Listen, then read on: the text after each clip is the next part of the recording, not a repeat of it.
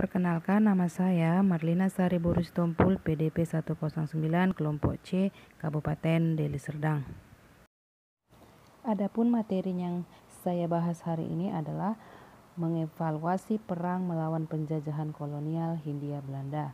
Dengan subtopik bahasan, pertama ada perang Diponegoro, kedua perang di Bali, ketiga perang Banjar, dan keempat Aceh berjihad. Pertama, Pangeran Haryadipanegara adalah salah satu pahlawan nasional Republik Indonesia yang memimpin Perang Diponegoro atau Perang Jawa, periode tahun 1825 hingga 1830 melawan pemerintah Hindia Belanda. Adapun latar belakang terjadinya Perang Diponegoro adalah sebab-sebab umum. Pertama, rakyat menderita akibat pemerasan Belanda dengan menarik pajaknya. Kedua, kaum bangsawan merasa dikurangi haknya, misalnya tidak boleh lagi menyewakan tanahnya. Kemudian ketiga, campur tangan Belanda di istana, misalnya dalam mengangkat sultan, mengubah tata cara istana, sajian sirih dihapus, dan orang-orang Belanda duduk sejajar dengan sultan. Kemudian, sebab-sebab khusus. Pembuatan jalan melalui makam leluhur Pangeran Diponegoro tanpa izin di Tegalrejo merupakan penghinaan, sehingga Pangeran Diponegoro mengangkat senjata pada tanggal 20 Juli 1825. Pembantu-pembantu Pangeran Diponegoro adalah Kiai Mojo, Sentot Ali, Basa Prawirjo, dan Pangeran Mangkubumi. Pusat pergerakannya ialah di Selarong. Sistem yang dipergunakan adalah perang gerilya dan perang sabil. Bagaimana jalannya peperangan? Simak ya. Perlawanan Pangeran Diponegoro dimulai dari tanggal 20 Juli 1825. Belanda dalam rangka membuat jalan baru pemerintah untuk memasang anjir atau pancang atau juga yang disebut dengan patok.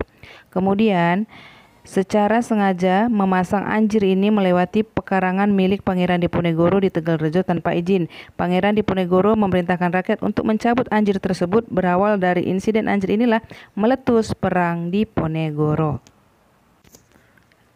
Nah, dalam perlawanannya Pangeran Diponegoro didampingi oleh Pangeran Mangkubumi atau paman dari Diponegoro, Ali Bahsya Sentot Prawirjo sebagai Panglima Muda, Kiai Mojo dan Nyi Ageng Serang. Untuk mengatasi perlawanan Pangeran Diponegoro, Belanda menggunakan usaha tipu daya untuk mematahkan perlawanan. Kemudian, siasat benteng Stelsel yang dilakukan oleh Jenderal de Kock mulai tahun 1827. Siasat bujukan agar perlawanan menjadi reda. Siasat pemberian hadiah sebesar Rp20.000 kepada siapa saja yang dapat menangkap Pangeran Diponegoro. Siasat tipu muslihat, yaitu ajakan berunding dengan Pangeran Diponegoro dan akhirnya Pangeran ditangkap. Bagaimana akhir perlawanan? Nah, Perang Diponegoro berakhir setelah Belanda berhasil menjebak Pangeran Diponegoro dalam sebuah perundingan di kota Magelang pada tahun 1830. Pangeran Diponegoro ditangkap, kemudian diasingkan ke Semarang, Batavia, Manado, dan akhirnya di Makassar. Pangeran Diponegoro akhirnya wafat tanggal 8 Januari 1855. Nah, kita lanjut ya ke Perang Banjar. Perang ini terjadi akibat protes Belanda terhadap hak tawan karang, yaitu aturan yang memberi hak kepada kerajaan-kerajaan Bali untuk merampas kapal-kapal asing beserta muatannya yang terdampar di Bali sampai tahun 1844. Raja Buleleng dan Karangasem menolak meratifikasi penghapusan hukum tawan karang. Belanda juga menuntut agar Buleleng membayar ganti rugi atas kapal Belanda yang dirampas penduduknya. Bagaimana jalan perlawanannya? Disimak ya. Pemimpin perlawanan di Bali yaitu Raja Gusti Ngurah Made Karangasem yang mendapat dukungan patihnya I Gusti Ketut Jelantik. Pada tanggal 27 Juni 1846 pertempuran sengit pun terjadi antara para pejuang dari Buleleng dibantu oleh para pejuang Karangasem dan Klungkung melawan Belanda.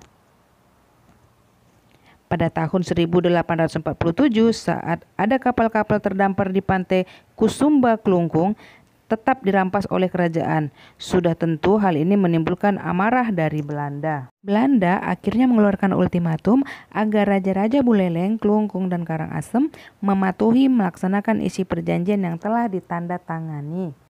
Raja-raja di Bali tidak menghiraukan ultimatum Belanda itu. Rakyat justru dipersiapkan untuk melawan kekejaman Belanda. Pasukan Buleleng di bawah pimpinan Ketut Jelantik yang dibantu istrinya Jero Jempring mampu mengembangkan pertahanan dengan gelar Supit Urang, sehingga dapat menjebak pasukan Belanda. Pasukan Belanda terpaksa ditarik mundur. Akhir dari sebuah perlawanan. Raja Buleleng diikuti I Gusti Ketut Jelantik tertangkap dan terbunuh dalam upaya untuk mempertahankan diri. Dengan terbunuhnya Raja Buleleng dan Patih Ketut Jelantik, maka jatuhlah kerajaan Buleleng ke tangan Belanda. Menyusul kemudian bulan Mei 1849, Karangasem berhasil ditaklukkan. Berikutnya Kusumba Klungkung jatuh ke tangan Belanda. Selanjutnya kita ke Perang Banjar.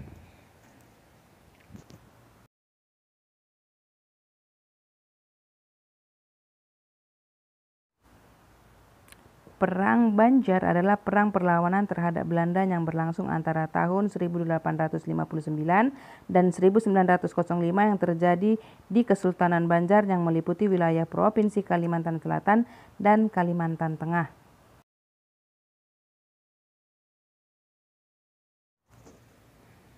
Perang Banjar pecah saat Pangeran Antasari dengan 300 prajuritnya menyerang tambang batubara milik Belanda.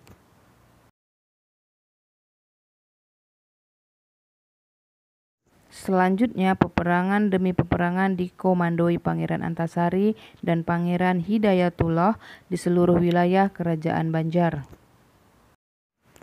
Pada bulan September, Deman Lehman dan para pemimpin lain seperti Tumenggung Jalil dan Pangeran Muhammad Aminullah meninggalkan medan pertempuran di Tanah Laut menuju Kandangan untuk mengadakan perundingan dengan tokoh pejuang lain.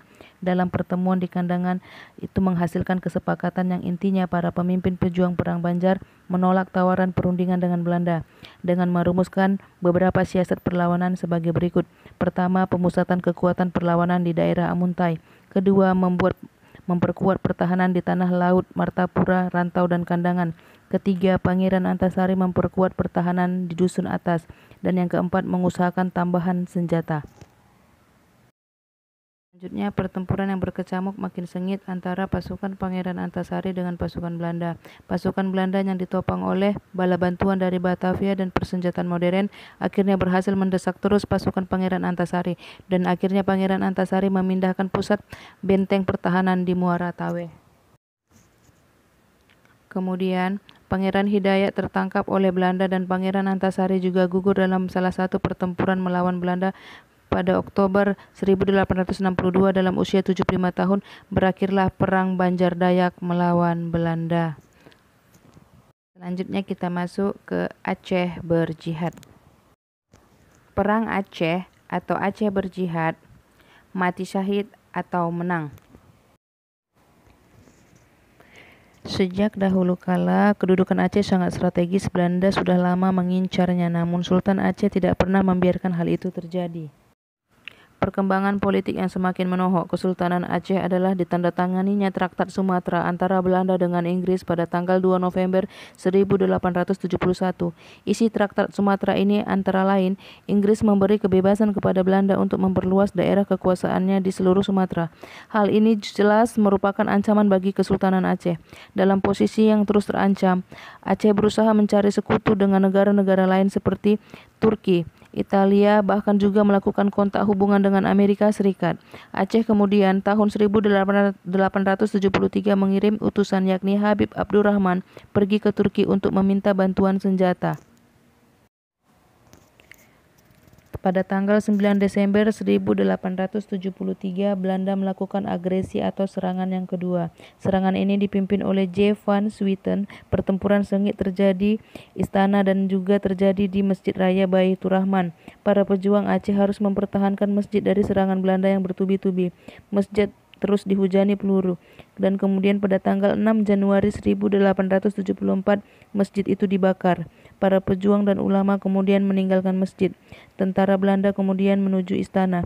Pada tanggal 15 Januari 1874 Belanda dapat menduduki istana. Setelah istana dikosongkan karena Sultan Mahmud Syah II bersama para pejuang yang lain meninggalkan istana menuju Lewang Batah dan diteruskan ke Pagar Aye, sekitar 7 km dari pusat kota Banda Aceh.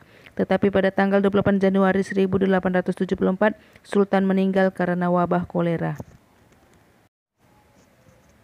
Tahun 1884 merupakan tahun yang sangat penting karena Muhammad Daud Syah telah dewasa, maka secara resmi dinobatkan sebagai Sultan dengan gelar Sultan Alauddin Muhammad Daud Syah, bertempat di Masjid Indrapuri. Pada waktu upacara penobatan ini, para pemimpin perang Aceh seperti Tuanku Hasim, Panglima Polim, Tengku Cik Ditiro memproklamirkan ikrar Perang Sabi atau Perang Sabil.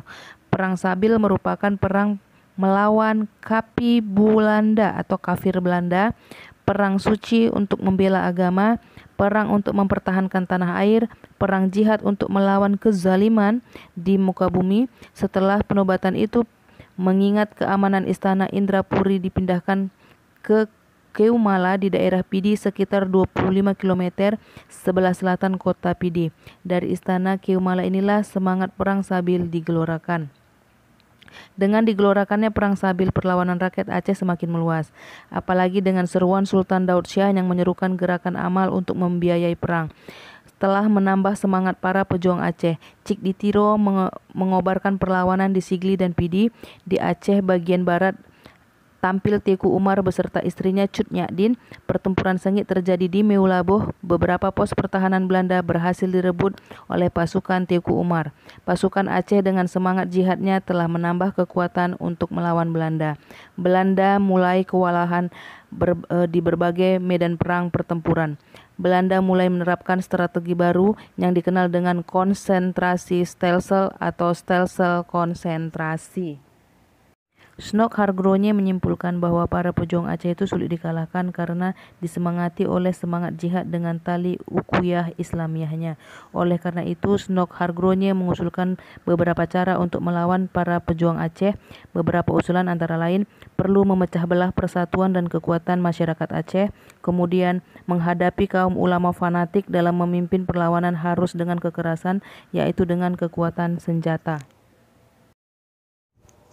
10 tahun berdarah. Perang dimulai tahun 1899 selama 10 tahun dan diakhiri tahun 1909 di Aceh.